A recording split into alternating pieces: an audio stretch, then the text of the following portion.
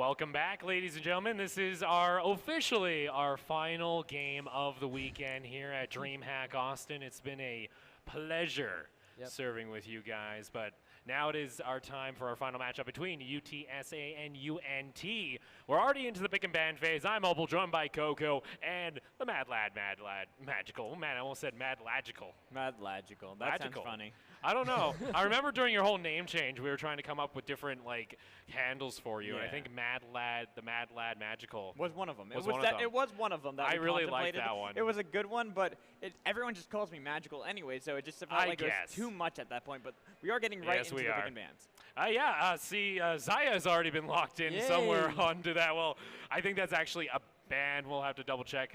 Not too sure. But either way, let's go with what we know for sure. UTSA going to be banning out the Kaisa, going to be banning out the Ezreal, so already limiting that pool of AD carries. Yeah, and we already knew for a fact that UNT actually played a dominant performance in that bottom lane on the Kaisa in the last game, as well as the Ezreal, so might as well just take both of those off the table. Reminder, it is a best of one. This is the final game, so if it is for all the marbles, as some may say, it might as well just take away what you're afraid of. Really, I mean, what I'd expect to be afraid of too is junglers. So I would expect a lot more bans to come in that. We already had the Kha'Zix and Rek'Sai being banned away. Unfortunately, we didn't see any more, so that leaves open Graves, someone who's pretty much been banned a lot, but a lot of players still haven't been too confident with it, despite the fact he's considered one of the top junglers in the meta. Yeah, I can see there the Swain and Camille also banned away there by UNT. And the first pick here for UTSA is going to be that Lucian. Yeah, I'm thinking that this Lucian might actually be able to execute this one off fairly quickly. Picking a Lucian first pick is already a dangerous option because of the fact that he's a short-ranged AD carry, does take a little bit of time to ramp up a little bit more, might run that Essence Reaver combo in the very beginning with possibly Storm Razors. That's a possibility on that. Just keep that in mind. But Janna being locked in. The thing I don't know how I feel about the the Lucian being picked so early into this composition is the fact that you can now start posturing around that when you are UNT. You can get an AD carry like Ashe, Caitlyn, Varus, all still open that can punish him in the laning phase. Well, here for UTSA, it's going to be the Nami getting locked in alongside that Lucian. But UNT for L4Learn, he was doing a textbook example on how to play Trundle. And I know your face just lit up there. We're also going to have a Zoe getting locked in. Well, see, that's when you have to look over towards these bans. And since Rek'Sai, Kha'Zix, Camille being bans that we don't normally see too often, it did leave open this Zoe for that to be an easy pickup since no one took that in the first or second rotation that quickly. And we'd like to keep an eye on this Karma because that could still be a top or mid Karma being locked in. You see of Zoe and it's like, okay, maybe she doesn't have that great of a matchup, but she doesn't have any true hard counters to her, so she might struggle with the Karma in this one. Well, in the laning phase, Karma is going to just try to bully Zoe. This is kind of what we saw with Ahri earlier when that was drafted. It's about making sure to clear out the waves faster than Zoe can, so that way you can roam elsewhere and make a better impact than Zoe's allowed to. Well, here on the side of UNT, going to ban out that Graves like you mentioned. Maybe they heard a little bit. They're like, man, maybe I don't want to play against the Graves. Still hasn't been locked in. For UTSA, for me, guys, what do you look at the top side of this map? What do you want to try and round things off with? Well, I want some more tanks in this. I feel like those meta tanks that we haven't actually been seeing at all because of just possibly general comfort or maybe just flying under the radar because they are sometimes, may say, a little boring to play. They are an Orin and a Scion that I am mentioning, but we actually see Kog'Maw and Varus being banned out as well, so they're really choking down on UNT's bot lane. Well, it's really, if you look at the bans, that's kind of how they both postured in this situation. You get Trundle really quickly. It's not answered. They take Nami and Zoe instead of going for the jungler there. It makes it so that you have a lot that's going to get banned. Well, here you go. It's going to be a Vayne getting locked in here for UNT alongside that Janna. Question now here is for UTSA. What do they want to pick? What kind of lockdown do you want to try and get a hold of? And speaking of lockdown, it's the officer herself, Vi, getting locked in. Now, Vi, I've seen some Vi in the jungle in high solo queue in the past week, and it's something that really does well just rushing for that Trinity Force. Has a really early spike if she's able to get those leads, has good security as well as Opal mentioned with the lockdown capability of even just a level 3 gank or even level 2 gank, and with these short range sort of solo laners and even with the Vayne there, it will be very easy for him to get on there. Plus, it can punish the fact that Vayne doesn't have that great of an escape. While you have the Janna in lane, it's going to be something that if you get any sort of push into a very great duelist such as Lucian, you can start punishing that. Have Vayne roam down bot lane, try to see if they can get ahead, and make sure this Vayne cannot actually ever come online. And you can't stop that ultimate with Janna's Monsoon there. You can't separate them. Once she's locked onto that Vayne, she's following through no matter what. Final pick coming on in. And man, we are seeing the carries here on the side of UNT. It's going to be the gangplank up in top lane. Yeah, I really like that gangplank pick because it does fairly well into the Gnar. Nothing that true counters, such as a Yasuo, that some may believe to really be that direct counter to the Gnar, but it is something that can survive, can deal with the remove Scurvy to heal up and sustain, and with the barrels can always lay down poke on either mini or mega Gnar, so very comfortable for the top laner of UNT. Well, if you look over to UNT, their composition wants to skill. Well, sure, you have the Karma in the mid lane that wants to be able to kind of punish on it to Zoe as much as possible. It's still something that will help later into the game. Double supports with Karma and Janna to make sure to really buff up this Vayne so you can start itemizing. Sure, you get a little bit more damage with the Karma, but then you're going to get yourself just the Ardent Sensor, I almost forgot the name of it, the Ardent Sensor onto Janna to buff up Vayne even more. So it's going to be a lot on to UTSA to win early. They need to make sure that getting roams in from Zoe with Vi and see if they can't get into the bot lane to really get this Lucian strong.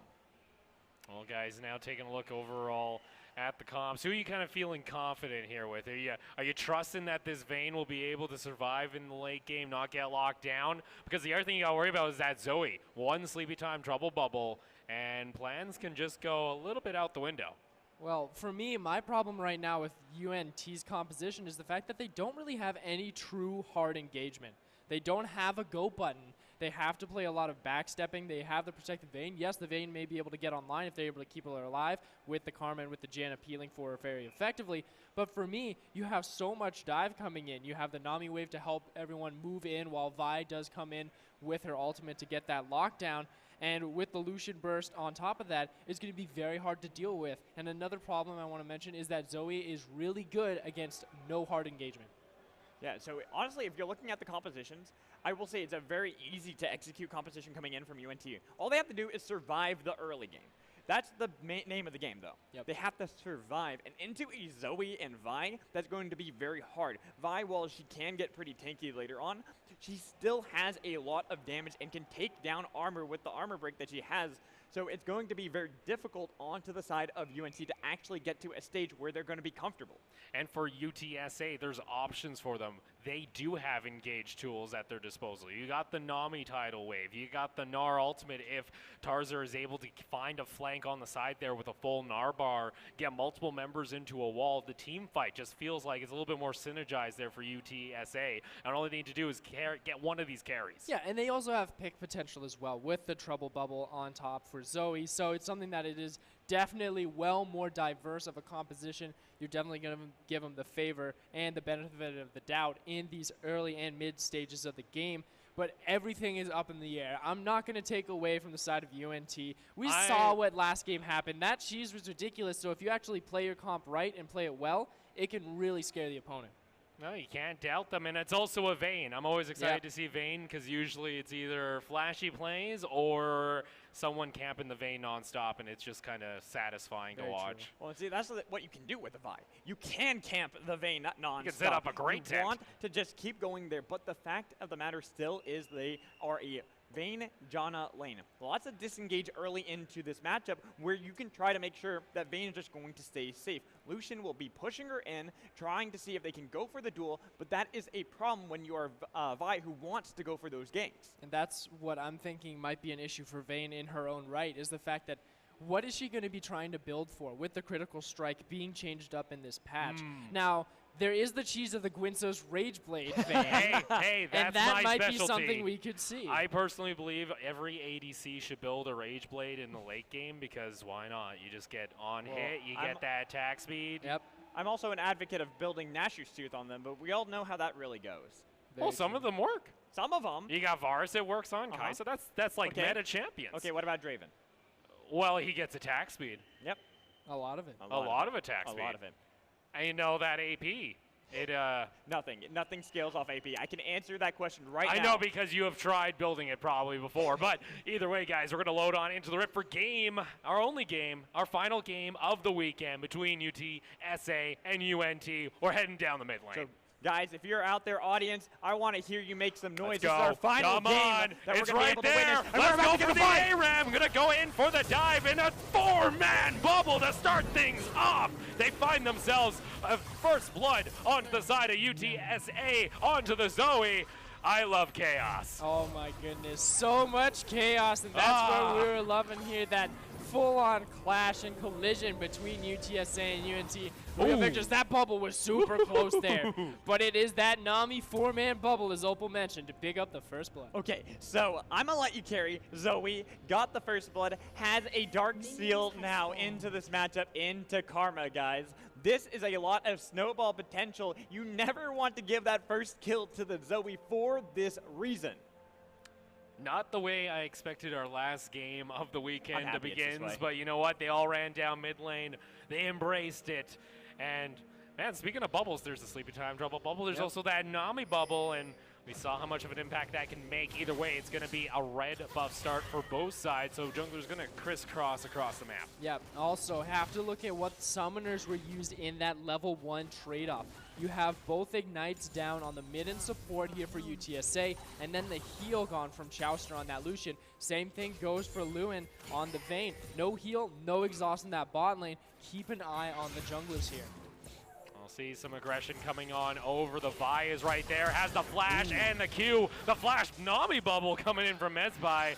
Maybe a little too trigger happy and actually taking a decent chunk of damage in return. But that's going to only favor UNT. 2 flashes for the one of the Vayne. Well, yes, you want to be able to get that off of Vayne. You had to burn yours on both Z9 and on Nami, so you're going to make it very difficult to repeat that kind of game. And because it's so early, by the time you hit level 6, the Vayne might already have that flash backup.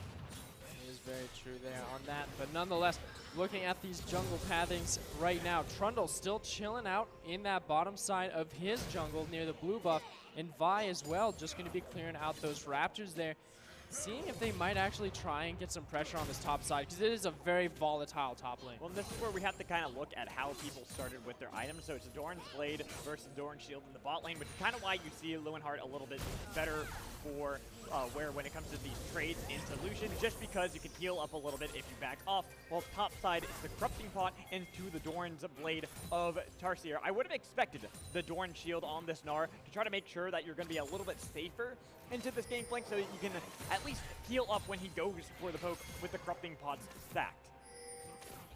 Still though, quiet, just the solo kill to begin things off, but Learn wants to try and make that a difference because Mezbai does not have the flash available. Great punishment coming out from the Trundle. Wonderful punishment from the Trundle, and they did communicate that exceptionally well there, keeping that timing down. It is not even hit halfway, but here comes the mid lane. There's going to be the Drowsy, that's the Sleep Time Trouble bubble, and the Vi around the corner, but they don't finish off the kill. They do at least get the flash. The Ignite was just barely not on, not up for them to use it on to tank top Chad. That could have been a kill had that actually been up. They would have been able to get another one onto the Zoe. Well, and the flash was just quick enough to where the additional power-up of Vi's E could have been the death sentence for him, but unfortunately was able to get out safely for him. Another thing I just want to keep an eye on, Vayne there does have lethal tempo. Yeah, going for at least a little bit more trades later into the game, but I kind of want to just really talk about this mid lane. The fact that the Zoe is pushing in this Karma is kind of speaking at what we have to expect into the level 6 mark for these two teams, where it's going to be a lot more of the roam and the counter, the answer from tank top Chad in order to make sure to keep the Zoe in the line. I think anytime you actually take that lethal tempo on an AD carry, you're pretty much stating that you're confident in your positioning, because you have to stay alive during the fights for that to be even worthwhile, because it does take about 2 seconds for it to activate after the initial fight to break out. So if you get caught out, especially when you're going against, say, a Vi that has a point and click CC, you might not ever make use of that later. Yeah, and that's something that we are on the patch where there is that new domination keystone for the runes. I believe it is, I don't know if it's called Tempo Storm or not, but no, it is something where... Hail of Blades. Hail of Blades, there you go, where it is a massive amount of attack speed Yes, over the for course of 3 your next 3 attacks. Yeah. So for Vayne, that sounds great, but it does mean that you have a cooldown of 5 seconds out of combat. Lethal tempo still does give you that overall strength in many more scenarios. We'll have to see if Vi will look for this, though. Z9 is up here in the top lane. Might be looking for something. Doesn't have the flash available, only the Chilling Smite. Chaoster, though, has to be a bit careful. He's stuck in this 2v1. Is able to get out of the range of the tornado, so should be just fine. I'm going to let you carry. Has the Proto Belt available. Doesn't land the Sleepy Time Trouble Bubble, but it might not matter. Battlestar does not connect. The last auto attack from the portal is going to be enough to secure the kill. Was able to proc the passive one more time to make sure to get the kill, and this is now the Darksteel starting to stack up onto Zoe. I'm going to expect just go back, try to get maybe even boots, not even try to complete items, just so you can keep going for the realm and now help out all these other lanes. Now with the lane dominance that Zoe has here in the Oh, mid that lane. bubble. Oh, hold on. Luckily, with that Janna, the tornado can disengage, but look how much damage Physical took. Yeah, and up here we were talking about carry for Zoe. It's chaos everywhere. Cannon Barrage is going to come out. Luckily for Gangplank, the minion was able to soak up the Sleepy Time Trouble Bubble, but it might not be enough for Etherno as he gets taken down. That's what I want to see coming out. I'm going to let you carry. When you're this far ahead, you need to make sure you're getting the other lanes into that situation as well, and I think that was the best call, is to go onto the Narc, because you know the Gangplank is going to start scaling, so might as well put him down. Yeah, and the next evolution for that to really start making some momentum in this game is to start doing that with Vi. Get that into a 4v2 dive in the bottom side of the map, or a 3v1 dive in one of the solo lanes. Get that first turret gold, rotate your duo back up onto that top side, because Dragon, it's Cloud Drake. It's not fully necessary here, but once Rift Herald spawns, you can get that early and really shove into a lane. And even then the question becomes for teams, do you just want to take this Cloud Dragon so you can cycle the dragons, maybe get something else? Also, you know, at a little bit of movement speed never hurts. Even if you do get 2 of those Cloud Dragons, actually, then it's actually pretty noticeable. Well, and how they changed it too, so that it actually still remains active in combat as well, so you get a little bit more movement speed just in general. I think it's going to benefit the side of UTSA as long as they're able to get it. Look at that! Oh, the damage and the passive coming out from the Spell Thief. Again, another gank coming on down from Z9. I'm going to let you carry. Uses the Ignite, but that's a shutdown going on to this Trundle. Oh yeah, lucky there for the side of UNT. That Alpha Learn was in the area to help get that comeback kill. 3-1 on that Zoe, but here comes the Etherno on the Gangplank, just bullying away Tarsier's Gnar. But I wanted to mention with that Cloud Drake, I think it actually would work wonders on UNT because of all the backstepping they'll have to do to protect Lewin's Vayne. Yeah, they got to really make sure that they're hiding back from the Zoe especially, because you can't let the Zoe get the Sleepy Time Trouble Bubbles on to Vayne, on to even Gangplank. Sure, he can go and eat some origins and be all right, but it's not going to be enough with how much damage he can provide from the Battlestar. Well, Alpha Learn was able to come down toward this bot lane, actually protected, and the turret will not fall, so first brick gold is still available, and Z9 gets stopped up there in the brush. Is going to be able to back off, though, wasn't knocked up. Right now, Trundle is in the area, so they could have possibly seen if they could just bait out maybe an engage from UTSA, but at the same time, San Antonio was a little wise on that because they were sitting on that tri-bush ward that's behind the tier 1. Yeah, another kudos here to Etherno that he has lane dominance. He's able to steal away the blue buff from underneath UTSA's nose. Another thing to keep in sight, though, is that the top laner of Tarsier does have that call. So the fact that Gangplank is infamous for, even though he is behind in CS, he's always able to keep up in gold no matter what he does. Having that call sort of helps with getting that advantage and evening the level Louis here. just going to go underneath the tower, pops the ultimate, the stun's going to land into the wall, and Louis will pick up the kill underneath the tower. That's great. Nice call coming in from UNT, realizing that there was no Nami to keep this illusion alive. There's enough poke. I'm actually surprised a little bit that we saw Chaoster sticking around to try to go for that engage. Pretty much was a telegraph dive from UNT where they're saying, well, if you're going to stick, we'll kill you. Poor Louis also going the Bilgewater Cutlass, so looking to rush the Bork, it would seem.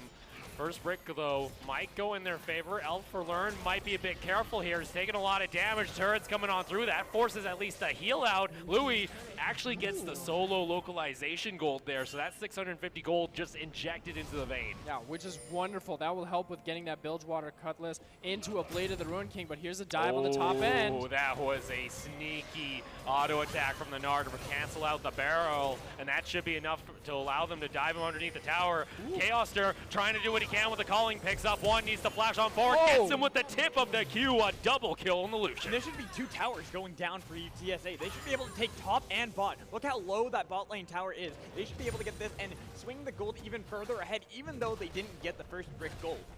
So just like that, a quick answer comes out from UTSA as they finally pick up their first turret of the game. And like you mentioned, this bot lane turret to follow now have themselves sitting at almost a 3,000 gold lead at 10.5 minutes. This is perfect timing for a just reset and conversion here for the side of UTSA. If they want, they can decide to go ahead and rotate their duo to the top side of the map, take Rift Herald once they're able to get some vision control inside the jungle of UNT, or do the sort of opposite and just sort of get that Cloud Drake to create the rotations and deny it. Honestly, I believe you just go mid. Go mid, take down that tower. That's the last tier 1 that you can get all the possible gold that you need, and maybe even force a fight around the Rift Herald and just have someone solo out the Cloud Drake, because you can tell that UNT are not putting any priority onto that. Very little vision. Only ward that's on the bottom side of the map for them is over there, way by the red buff, to see if they can spot out Z9. But this is also going to be the third tower going down here on the side of UNT. UTSA have now completely opened up the midsection of the map, and now they can start advancing that ward line. Yeah, and that was something where I feel like because of the pressure that I'm gonna let you carry on Zoe is providing in the mid lane, they didn't need extra resources in that middle lane. So they can look at neutral objectives. Oh my goodness. Through, but meanwhile at the Dragon Pit, the Cloud Dragon seems to be the target of focus for both teams. Louis picks up 1 kill, flashes on forward, double kill's gonna be there up in top. Tarzer at least is gonna trade back 1, but so far this is not who needs to be getting the kills. Oh, Physical steals that one away, but they do secure the kill no matter what. This is why I wanted to see UTSA on the top side of the map so they can try to bring the Gnar in, because they're already bullying around this Gangplank a little. The CS lead is favoring that of this Gnar, but they just sacrifice so much for an objective they handed over. And look at this. Opal, you were mentioning on how Lewin in the last series was just a quiet AD carry. He was able to just sort of build and ramp up in the shadows, and he's doing just that. 4-0 on his team.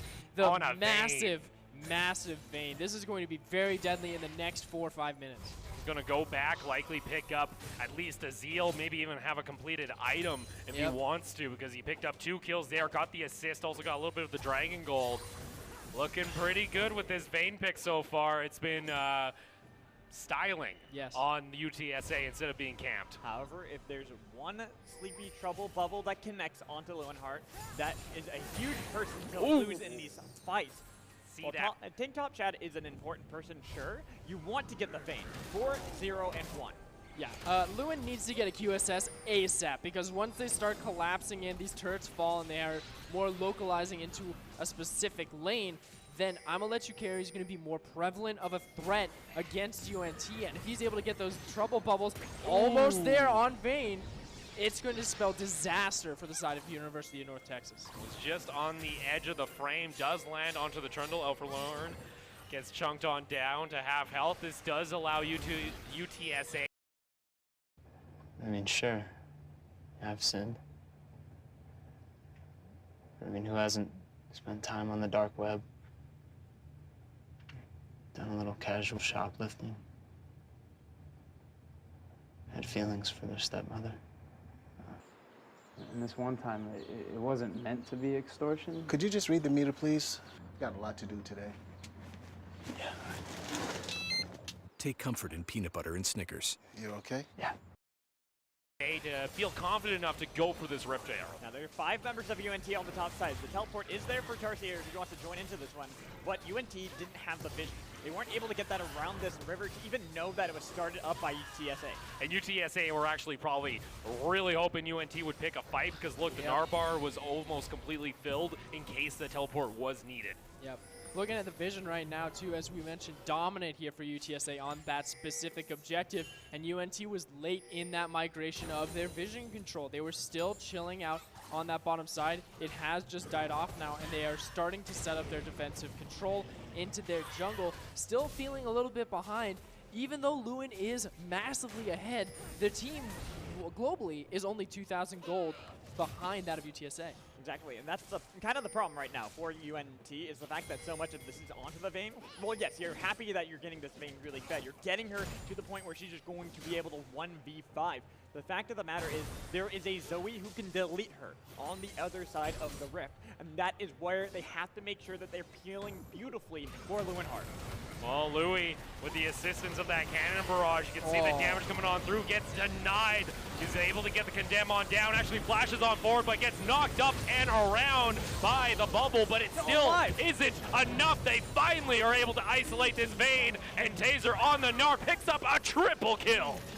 Oh my goodness. I feel that was almost 10, 12 seconds that Lewin was in the front line, tanking up with all of those shields, but unfortunately the rest of his team is too far behind to continue that shield sustain, and now 2 turrets gone. Rift Herald, I believe, is just dead there, so 1 turret for that. They might have to recall because of the death timers being so low. But they might go for the play that you were mentioning before, how the towers actually retain some of the damage that you get to it. So if it gets below that third, they actually can just reset and try to see if they can push for it later, but they weren't actually able to get to that threshold. However, for the side of UTSA, the fact that they were able to kill Lewinhart in that situation and get a lot of shutdown gold is going to help them shift into this situation where they go for the split push with Gnar.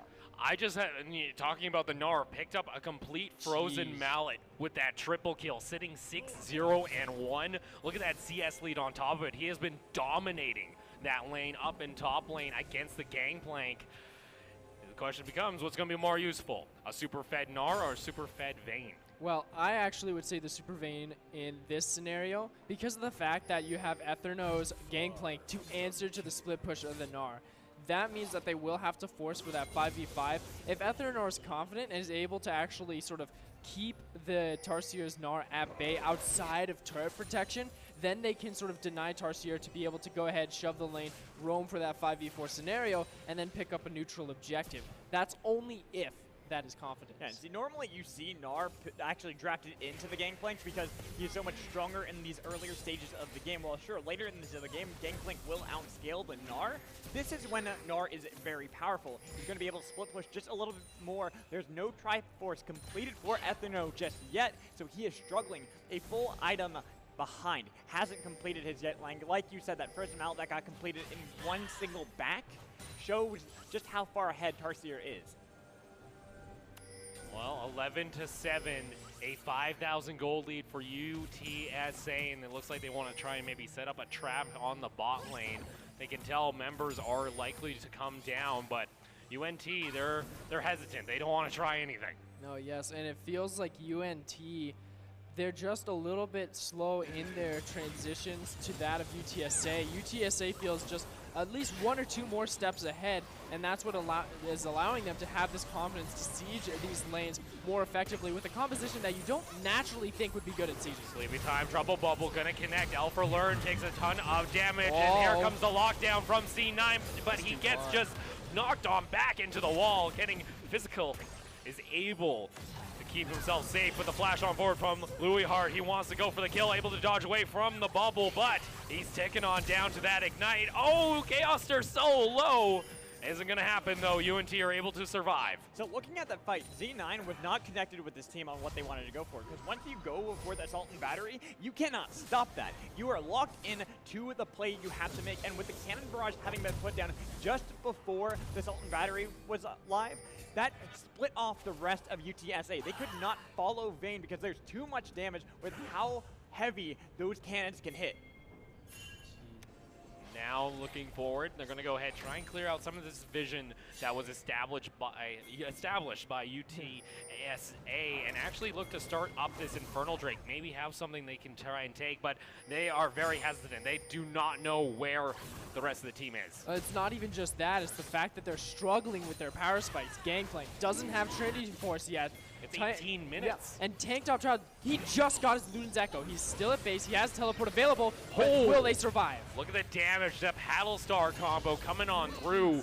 Health, half healthing the Trundle in the jungle, who has built a Cinderhulk. Like, it's the tankiest member on the team for UNT, and if the lone Zoe can do that much damage, the hope is starting to fade. Yep. There's just a lot of damage that can come out of the Zoe when she goes for that magic pen. Especially early on, you're pretty much shredding through the no magic resistance that has been picked up on the side of UNT. They haven't even prioritized building or opting in to try to counter her to make sure she's not doing the kind of damage that she is. Another power spike that we have to keep in mind for is both supports respectively. You have both of them running for that Ardent Sensor as soon as possible. Mespy will most likely be able to achieve that first once they go ahead and decide to create that recall, but once that happens, those 80 carries are going to boost to be online much faster. Oh, Z9, he gets caught out by the Condemn. The Calling comes out to try and get damage onto the rest of the team. They catch out the Lucian. Sure, the Gnar is there, but he just came out of Mega Gnar form. He actually can't provide any kind of CC. Yeah, he was in mid lane trying to see if he can push up into the Karma, but the thing is, he is most of the damage right now. He's 6-0 for the side of UTSA. They need him in the fights if they want to be able to do this. Well, Tank Top Chad only needs to clear out the waves so they don't lose towers. Well, another wave is going to crash into Lord, that top lane tower. Luckily, the Gangplank's up there. He can get himself a little bit more gold. Still, like we mentioned, you got to see that Trinity Force on the next back, or else we got issues. Yeah, you will definitely need that Trinity Force within at least the next minute, because 20 minutes and 30 seconds into the game, Baron is available. I feel like UTSA does have the potential to take Baron, but they do need to find a kill onto one of the members, if not two of the members of UNT, to take away that Smite steal threat of UNT. However, I still will argue the fact that UNT are very strong because the Ardent Sensor completed for physical, while sure it is matched over on the other side by Nami, putting that onto this 6-1 Vayne is going to make sure that you don't have to worry anything. And then the shields that are provided by both Janna and Karma, just to buff her up, it's going to make her nearly impossible to kill. Yep. Well, the rest of the team decides to back off. UNT did at least secure the Rift Scuttle in the river, so they have a little bit of vision of what's going on there on the side of UTSA. And if a fight were to break out, it's always nice to have that speed shrine, but looks like they're backing off. They understand, hey, we can't fight this at the moment. We need to get the poke down. We need to find a member. We need to isolate somebody. Yeah, and this is actually a great sort of power spike here for the side of UNT. You have the Phantom Dancer on Leeuwenhart, where you're still waiting for that second item on Chaoster, and you also have that Ardent Sensor. And there is the Trinity Force just been completed. Knight's Vow is also on to Elford Learn for the Vayne. However, for me, this kind of indicates that UNT wants to force the fight. They want to see if they can get near this Baron to see if they can really dish out into Chaoster, even if I'm going to let you carry, because you normally want to go for the static shift. That way you just have the wave clear and you can see it scale up a little bit more. Etherno was just a little bit too, little trigger happy on that Cannon Barrage. Wanted to be very safe. The threat of that Mega Gnar, or even just the Hyper Stacks of the Mini Gnar, was enough to force him to blow his ultimate. That's something you would love to have if a fight were to break out in the next minute. Exactly, and that means that a lot of pressure is actually relieved if the side of UTSA wants to decide to either dive that Gangplank or look for a neutral objective elsewhere. They are looking for this dive onto this mid lane turret. I heard a double trouble. Bubble gonna land on there. Alpha Learn. Here comes the assault and battery. Might as well call it police brutality, because the buy is just smacking everyone all over the place. They trade back one kill in their favor as the Zoe was a little far forward. The Karma wants to try and get one of her own. Meanwhile, in bot lane, you still have the Gnar pushing away at the tower. The Lucian trying to kite on over. UTSA is lucky no one else falls. And in that matchup, the fact that Leeuwenhart actually got CC'd for so long by both the Assault and Battery, that was very close by Tank Top Chad. But the fact that the Assault and Battery knocked back Leeuwenhart, plus the Tidal Wave as well, meant that there was no way for Vayne to actually get the damage that she needed in order to get the procs of Silver Bolts. Yeah, and at least this time, the side of UTSA was on the same page as their Z9 Omega LoL on the Vi. They followed him through the turret, helped him out, kept him alive, and though it just cost one life, they still get a good amount of damage onto that mid turret. Those mid and bottom tier turrets are just seconds away from falling. Well, looks like everybody wants where UTSA is trying to set up flanking routes, and it's kind of keeping them safe, allowing them to farm their way back into this matchup. But I'm looking over to Z9 Omega Law, going for the Spirit Visage as the first full item outside of the jungle item. Honestly, I would have liked maybe even a little bit more of a supportive item. If you're not going to go for the Triforce, try to see if you can help out Chaoster, help out I'm gonna let you carry. Oh yeah, and it's kind of interesting because you know what he's trying to be aiming for, what he thinks he's going to be expecting of damage output against the side of UNT. He's more afraid of tank top Chad, apparently, if it is for that magic resist and just a sense of beefy overall heals, than like Etherno or Lewin, because both of those are going to be dealing a massive amount. I see a Bramble Vest on the side of Etherno's gangplank just to help with the survivability against Tarsier's massive split push. UTSA seem a little bit lost here. They want to try and maybe find a member of UNT, but they're starting to realize, hey, these guys keep knowing exactly where we're going, so they're going to try and clear out some of the vision themselves, put down some control wards. Okay, there was 5 members that were just bot lane. A great rotation coming in from UTSA. They were lost before, but once you see 5 members go for a Gnar, that is an easy tower. Oh, look at that damage. no, Etherno has to be careful going around those corners because that Sleepy Time Trouble Bubble was already on the ground. Yep, we have to be careful of that Zoe. That's the problem. If you don't have that hard engage, you can never get onto that Zoe with an efficient result. Infernal Drake is live now. That would be the second one for UTSA. UNT has to come to a decision. Are they willing to sacrifice this for some more vision control around Baron and some freedom in the lanes? Right now, UNT just don't seem like they know how to crack through the vision line that has been built up by UTSA, because they cannot keep these towers alive. They keep rotating as 5 and then seeding so many objectives across the map. Now the second tier tower is the focus. Even a tidal wave and then catch out the Vayne with a Sleepy Time Trouble Bubble. A lot of damage, but it was all a bait. Etherno's able to pick himself up his first kill of the game. And he didn't even have to use his Quicksilver Sash there on the Vayne, so he still has that available if they look for a chase. But already UTSA has disengaged. They knew that was not a fight they wanted to take. They'll recall, get some vision on that top side of the map now, and then probably rotate respectively. With this bloodthirsty play coming in from UTSA, I want UNT, like you said, back, get some wards, go straight for the Baron, and just get some vision deep into the jungle of UTSA. You still have a little bit of time until Zoe comes back up, and now you need to start posturing around a lot of the ambient gold that is left up on the Rift. So many towers, look at that. 2 tier 1s still stand for UTSA. There's still a lot of freestanding gold on for the side of UNT. There was a big wave up in top lane. Look at that. The Vayne is going to soak it all up, get some more gold in her pocket. Has that QSS, has the BF sword, now going to have that scimitar here quite shortly and have even more attack damage. Still a threat. We haven't really seen, minus the couple of chases and the couple kills early on. Now the question is, for Louis, is he going to be able to play safe enough during these fights? Because last time when there was a big fight in top lane, he was frontlining. Yeah, and we see Chaoster there with the Black Cleaver and Essence Reaver, so he understands that he's not really going to have a chance to get onto the back line of Lewin. He understands he needs to take down Elferlearn or Etherno or possibly just one of the other members, because he is a short-range AD carry as it is, but will he be able to keep up with the pace of Lewin's Vayne? Well, speaking of short-range AD carries, look at this pickup here by the Gnar. That's actually a Phantom Dancer coming on through. Get some attack speed, even get some crits in that move speed. No, it's actually something that is fairly reasonable because of the damage reduction. Wait a minute. Well, Louis able to dodge away from both the tidal wave and the bubble. Great footwork. The kill goes on over to the Trundle. Right now, UNT need to take this tower and see if they can't rotate towards that Baron. They took away the jungler. That is a huge person to get out this Oh my late lord, into the game. speed of this Vayne. Chasing down the fish, gonna turn her into a kebab if she can burn down. Not enough though. That was literally a couple, that was a fraction of a health. Yeah, that was just barely a pixel as it was. Just not enough fire to burn that fish down.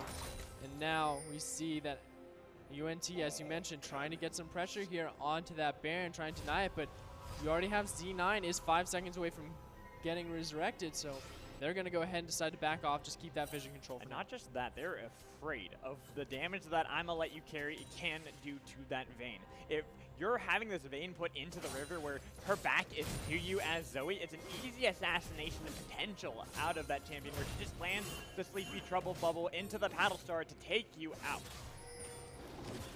Chaoster going to go ahead, secure the red buff for himself on that Lucian, has the Essence Reaver, has the Black Cleaver actually, looking to be more of a shredder for the team, maybe even allow the Gnar to do a little bit of extra damage. Now when you have 2 Black Cleavers, those team fights can get pretty ridiculous. At the moment, I don't expect to see too much action coming in from these two teams, not until they fully reset. They need to see if they can wait out some of the timers on these wards, get a little bit more farming up. If you look over to Leeuwenhart, he's not actually going for that Mercurial Scimitar. He's instead pathing for the Infinity Edge. Yeah, and right now, UTSA, even though they have strong hard engagement and the pick potential, they need to do the step 1, step 2. Step 1, find a pick onto one of the members, possibly a Therno or Lewin. Force that disengagement or force that Quicksilver Sash, and then they can have a confident engagement. Team fights, though, I think are in favor of UNT. Well, in Magical, you just mentioned that BF, the 2 BF swords now showing that it's going to be an Infinity Edge likely before the Scimitar. That's already a Vayne that can do tons of true damage. Imagine that now on the critical strikes. The rest of the team looking to siege on forward. Louis is able to pick up the kill and gets a double kill. The Zoe is down. Baron is open. The last cone knocking back I'ma let you right into everyone, allowed that turnaround, and now Tessier is threatening onto these inhibitor towers, but his team is gone. This would have to be one heck of a steal. Looks like Chaoster is looking just to slow him down. The flash on forward. The Vayne is huge. 9, 2, and 5. You got the Vi around the corner, has to sneak in, is spotted out by a ward, gets condemned. Can she get over the wall? Needs to use the ultimate, anything to get on over. They stop the Baron, and that is enough for the side of UNT to pick up the kill and secure the objective. And now the favor is on the side of UNT, what has been such a battle uphill against UTSA's strong early game performance. Now, Leeuwenhart, 9-2 on this Vayne, has the Infinity Edge, and they have set their sights for the base and turrets of UTSA. Well, that's the problem with the draft coming in from UTSA. This was a composition that was meant to run early. You get ahead early, you finish early, but you let the Vayne and now Gangplank scale up, and they're starting to get scared. Sure, we've been talking about Leeuwenhart, but we're getting to the point of the game where Etherno is going to hurt. And this is likely just going to be a big swing of gold because there is so much freestanding towers on the side of UTSA that with this Baron, if they're able to find one fight, they could just swing the gold all the way in favor for themselves on the side of UNT. Yeah, and it's been almost 2,000 gold back and forth between these teams. Now in a 1,000 gold lead, just barely. Now going to be hitting around 500 now, and they just need to get those turrets, as you said, to really create that to be influential. Right now, that was a huge disengaged tool that was wasted by Mesfi trying to keep herself safe in that jungle because Nami was in a position where she could have been picked off too easily. So now without that, they cannot keep this tower alive. Push coming on in for UNT. 5 members and a Baron buff. You can just see that buff is preventing much of the wave clear. The back line is exposed. They want to go in on the fight. They did not go. Huge Gnar ultimate. No, absolutely decimates UNT. The follow-up. What a play by Tracer. Oh my God. Now Tessier is the MVP for the team. He's has been keeping them alive in this game. Without that play, that was UNT taking the tower. They did not have the tidal wave. They did not have disengaged tools, but the fact that he got all 5 members means they're back into the game. Well, they didn't need the disengage. They were at their backs on the turret there in the bottom lane. There was either retreat or you go, and they had all of their go tools ready to go. They're running There's a minion wave in mid lane. Yeah, they're going to be looking for Chaoster, they're just looking to take inhibitor towers, it would seem, and open up the base of UNT. Gotta be careful there on the side of the Vayne. Inhibitor now exposed. Only the Trundle and Janna have just come up at the last moment. But what a team fight from Tarzer. That is insane. That is the hero play if they take this game. Oh, 100% there. That 4-man, if not 5-man Mega Gnar ult into the wallop, getting the huge stun for the rest of the damage to come through from UTSA and pick up those 5 kills, get the full ace. And here now, UNT, hold on, TP coming on through. They want to try and flank onto Mezpai. Has to use the tidal wave to disengage. That feels like a wasted teleport. They're instead just going to go ahead, turn onto the Ocean Drake. It feels like UNT, they're kind of getting shaky. They're making hesitant calls. They're making hasty calls without thinking. Well, and it's more of sort of that primal instinct to say, you know what, we have to take these neutral objectives before they are just stolen away from us because of UTSA's strong team fight performance in those previous minutes here. So wiping the board, clearing it of any additional gold or advantages that the side of You ever had a Snickers almond? I love almonds. You like almonds? I like almonds. Yeah, everybody loves almonds. Everything's almond now. You know what I love most about almonds? Everything about almonds. My girlfriend's got almond hand soap.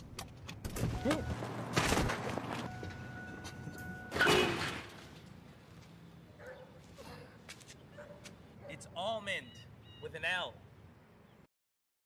UTSA could get is what UNT is looking for. Plus, UNT are looking to have another late game fight. They're continuing to draw out this game as long as possible. They give over that dragon, that Elder Drake that could be picked up by UTSA becomes that much more powerful. They have to make sure it stays as even as humanly possible, so that way they're not falling behind if they're the ones to get it. Alpha Learn going to go back toward the base. They regroup, throw down their wards, but Mezpai is just going to go on in there with the sweeper and try and clear up the vision, take out the garbage as it would.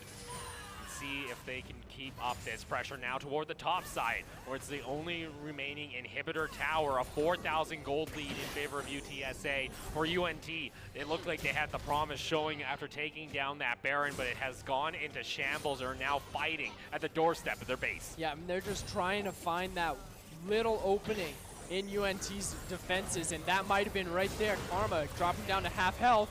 Alpha Learn, he wanted to jump on in. That's a pretty much already, the ultimate's still available if he wants to try and regen a little bit. But the thing is, this Gnar isn't necessarily tanky, it's damage. There's a ton of it. Frozen Mallet, Black Cleaver, the Phantom Dancer. He's not looking to be a frontline tank, he's looking to be the engage. Alpha Learn wants to go in for the fight. They take down the Gnar, and Aethernio almost gets taken out. Lou, though, is able to find themselves a double kill, make it a triple kill, and they are on the hunt. They want more, and you can see the damage. Quadra kill coming down for Louis. And unfortunately, Mezpai disengaged in the opposite direction, so no pentakill. They're just going to run it back. They can. The death timers are that long. They can teleport back in Aethernio, who's going to clear out the super minions so they can look to see if they can push into the base of UTSA. Yeah, the defenses are high though. Sure, the health is lower in the inhibitor and Nexus turrets, but those defenses will be immense. No minions for them. Look at how long it's taking for them to just take down that second tier turret. They actually don't even get an inhibitor tower, so what looked like a promising play, they get hesitated. It's still only 35 minutes on the clock. The death timers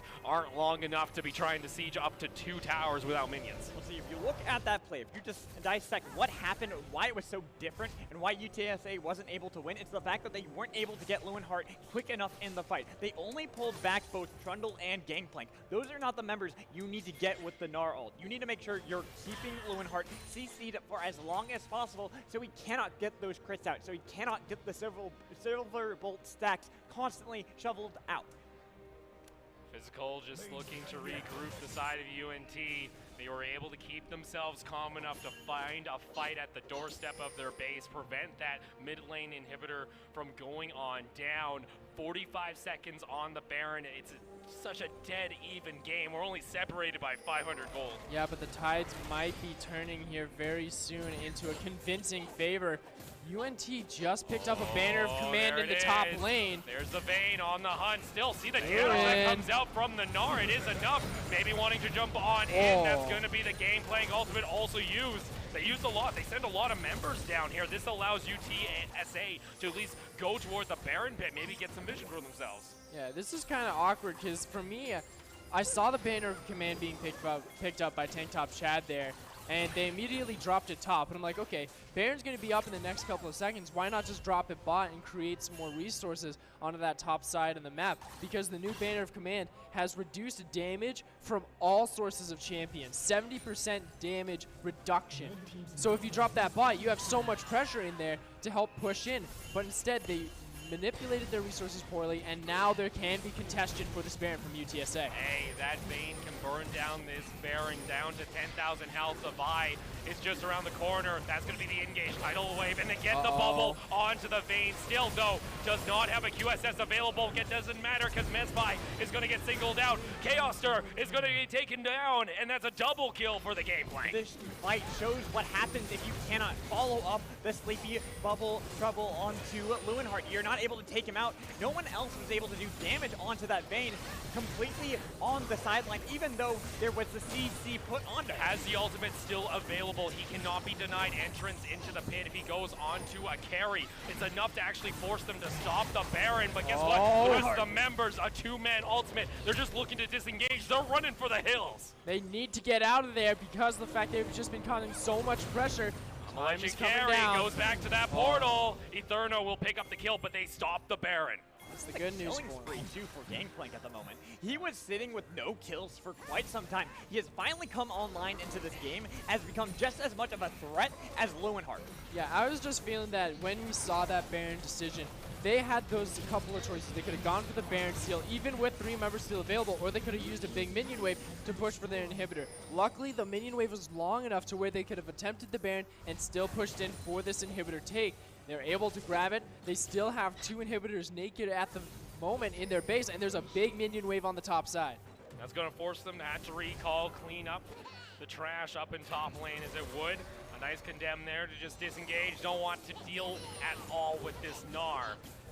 Going to end up going back there. Another banner minion used down towards the mid lane. So still you're wondering, Coke, you know, is that necessarily the best place to be putting it? Don't you want to try and separate the map up? It is a possibility. It could be just something to help delay, but I do feel like that banner of command is just being used a little bit unorthodox. Too willy-nilly almost? Yeah, just sort of, I have the active, might as well use it. Like, oh, there's a cannon minion, I'll go ahead and put it in.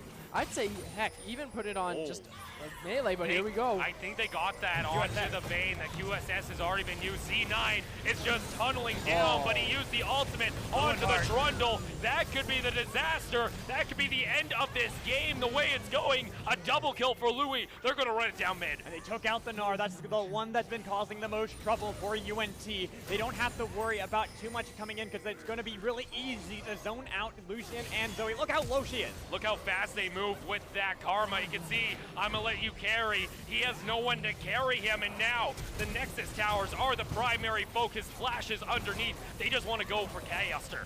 Chaoster, I don't think he can do anything here. There's so much tankiness. And there it is. The Vayne is on top of him. He gets deleted. And the ace is there for UNT off the back of a 17-3-8 Vayne. UNT take the victory. That game was incredibly back and forth. It was the late game scaling composition that wins. The easier to execute one, but they were able to do so well with that Vayne, who got ahead at the start and was just carrying until that last Nexus fall. Yes, but let's be honest with ourselves here. What else did we expect from the 2 teams that won their massive grudge matches in such a convincing fashion? Top-end League of Legends here for us for our final game at DreamHack Austin. And for UNT and USTA, sure, USTA did take the loss, but they shouldn't be ashamed of themselves because they played one hell of a game. No, that was a wicked performance, to say the least. That 5-man Gnar ultimate in bot lane. I don't care who won. That, for me, is the play of the game no matter what. Definitely. No, without a doubt. That literally got them back into the game because it was looking like UNT were already starting to win at that point. But the fact that he was able to get a 5-man Gnar ult and then take out Vayne before she was even able to get any damage out showed what happens when you take her out of the equation. They didn't have anything until that point, but then later into the game, she one was hard to kill, but then 2, you had Gangplank that you could fall back onto. Yeah, it was a phenomenal game nonetheless between these 2 teams, and just looking at the post-game stats right now, 17-3 on Leeuwenhart's Vayne. That's why you have to end early. We were talking about the composition that UTSA built. They had to win it early. Lucian does kind of flatline a little bit earlier on, but nonetheless for them, they did play a phenomenal early game, but just didn't have enough pressure to finish and really cut the bleeding dry for the side of UNT. And for me, that was kind of the point I was trying to make early on with this Vayne, with the lethal tempo. You cannot be caught out during these fights. And look at him, he's tied for lowest amount of deaths overall in the game. Shows he had great positioning. And he had the safety of a Karma and a Janna on top of it. Exactly. I mean, really, it was also just on this early game, where it kind of went towards the side of UTSA in certain aspects. They needed to be winning in every single lane. You drafted Lucian to win lane, but he was falling behind to this vein consistently. The only one who really had the edge was probably Gnar.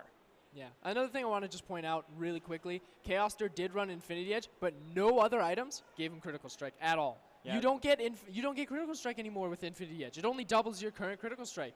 That was just a terrible buy there, and that might have been what really caused a damage trough for the rest of UTSA. Yeah, but that was an exciting game between these two teams. The fact that they won the best of threes earlier, now going over to UNT, being the victor of the grudge matches. I hear we have an interview set up, so we're going to go toss it over to you. Take it away, Fickle. Thank you so much. That was quite the comeback from UNT. I'm standing here with Lewinhart, the carry of the game, and his teammates specifically wanted me to talk to him to get his thoughts on that match. So your top lane failed you a little bit, unfortunately. We have to say that. But you put the team on your back. What was that like?